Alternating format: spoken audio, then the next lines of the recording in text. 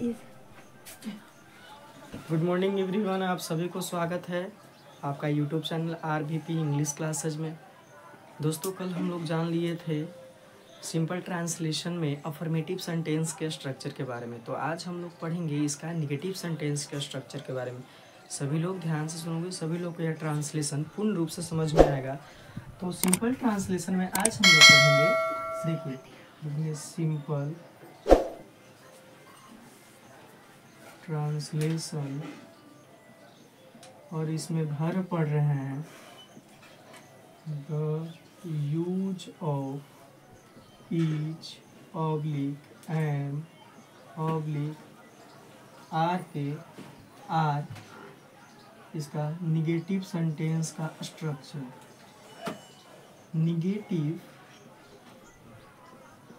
Sentence का structure, ध्यान से सुनिएगा मेरी बातों को। सबसे पहले कल हम लोग पढ़े थे अफर्मेटिव सेंटेंस का अर्थ होता है सकारात्मक सेंटेंस, यानी वैसा सेंटेंस जिसे सकारात्मक बातों का बोध हो। यानी मैं मोटा हूँ, यानी मैं स्वीकार कर रहा हूँ कि मैं मोटा हूँ। मैं अमीर हूँ तो मैं स्वीकार कर रहा हूँ कि मैं अमीर हूँ। आप लोग अच्छे हैं, आप लोग स्वीकार कर रहे हैं कि अच्छे हैं। तो इस तरह के वाक्य से क्या होता है ना कि स्वीकार करने का बोध होता है, तो उसे हम लोग बोलते हैं अफर्मेटिव सेंटेंस। लेकिन जो निगेटिव सेंटेंस होता है इसका अर्थ होता है नकारात्मक, यानी न का बोध होना। किस चीज़ का बोध होना? न का बोध होना। जैसे मैं मोटा नहीं हूँ, आप लोग अमीर नहीं हैं, वह काली नहीं है, तुम दयालु नहीं हो, यानी हर चीज़ से नहीं का बोध होना। तो इस तरह को सेंटेंस को हम लोग बोलते हैं निगेटिव सेंटेंस, यानी नकारात्मक सेंटेंस। तो इसका स्ट्रक्चर होता है, देखिए ध्यान से सुनिए। शुरू में होता है subject plus is oblique am oblique are plus not plus other words. ध्यान दीजिएगा, अदर वर्ड्स का अर्थ क्या होता है दोस्तों? अन्य शब्द। क्या होता है? अन्य शब्द। कल हम लोग लिख लिए थे अदर वर्ड्स का अर्थ अन्य शब्द। तो इसको ध्यान में रखिएगा। देखिए पहला एग्जाम्पल क्या होता है? मैं अमीर नहीं हूँ। ध्यान दीजिए, मैं अमीर नहीं हूँ। देखिए जो लोग पिछले वीडियो देखे हैं अफर्मेटिव सेंटेंस के बारे में, अगर वे देखे हैं तो ये ट्रांसलेशन उनके लिए बहुत ही आसान लगेगा। तो ध्यान सुनिएगा, मैं अमीर नहीं हूँ, तो सब्जेक्ट में क्या है? मैं। तो मैं की इंग्लिश कोची होता है? आई होता है। हम लोग पिछले वीडियो में जान लिए थे। तो हम लोग आई के साथ किस वर्ब का यूज करेंगे? तो आई के साथ हम लोग वर्ब का यूज करेंगे एम। किस चीज का यूज करेंगे? एम। पिछले वीडियो में बताए थे मैं की हिंदी आई, और आई के साथ क्या लगाएंगे? तो एम लगाएंगे। तो यहाँ पे एम यूज कर दिए। अब देखिए यहाँ एक शब्द है नहीं। नहीं का क्या इंग्लिश होगा? तो नोट। क्या होंगे? नोट। यहाँ पे क्या जोड़ देंगे? नोट। अब ध्यान देंगे अदर वर्ड्स में हमारा क्या है? तो अदर वर्ड्स में है अमीर। तो अमीर की इंग्लिश क्या हो जाएगा? तो रिच हो जाएगा। और अमीर का इंग्लिश हो जाएगा रिच, यानी बन जाएगा आई एम नॉट रिच, यानी मैं अमीर नहीं हूँ। उसी तरह हम लोग दूसरा एग्जाम्पल देखते हैं। देखिए दूसरा एग्जाम्पल है कि हम लोग स्वस्थ नहीं हैं। ध्यान दीजिए, हम लोग स्वस्थ नहीं हैं। तो ध्यान से सुनिए, हम लोग स्वस्थ नहीं हैं। मेरी बात सुनिएगा, सब्जेक्ट में क्या है? तो हम लोग। तो हम लोग की इंग्लिश कौची होता है? तो हम लोग की इंग्लिश होता है वी। क्या लगाएंगे? WE। इसको पढ़ेंगे वी। अब ध्यान दीजिए, वी के साथ हम लोग किस वर्ब का यूज करते हैं? ईज लगा दे कि एम लगा दे कि आर लगा दे? तो देखिए हम लोग वी के साथ यूज करते हैं आर का। तो यहाँ पे लगा दिए आर। अब ध्यान दीजिए, नहीं एक वर्ड है। क्या है? नहीं। नहीं का इंग्लिश नॉट, तो सिंपली है नॉट जोड़ देंगे इसमें, नॉट। अब देखिए ध्यान से, अदर वर्ड्स में क्या है? तो स्वस्थ। स्वस्थ के इंग्लिश हेल्दी, HEALTHY, यानी हेल्दी। तो बन जाएगा वी आर नॉट हेल्दी, यानी हम लोग स्वस्थ नहीं है, वी आर नॉट हेल्दी। अब आगे देखिए, तीसरा एग्जाम्पल है मोहन दयालु नहीं है। ध्यान से सुनिएगा, मोहन दयालु नहीं है। तो देखिए यहाँ पर इस सब्जेक्ट में है मोहन, तो मोहन की क्या हो जाएगा इंग्लिश? तो मोहन ही हो जाएगा। अब देखिए एक नाम है तो क्या लगाएं, इज लगाएं कि एम लगाएं कि आर लगाएं।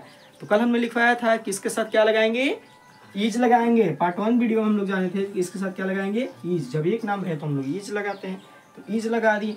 अब ध्यान दीजिए नहीं के लिए क्या जोड़ेंगे, नहीं के लिए जोड़ देंगे यहाँ पे नॉट। नॉट अदर वर्ड्स में क्या है तो दयालु, तो दयालु की इंग्लिश क्या हो जाएगा, काइंड।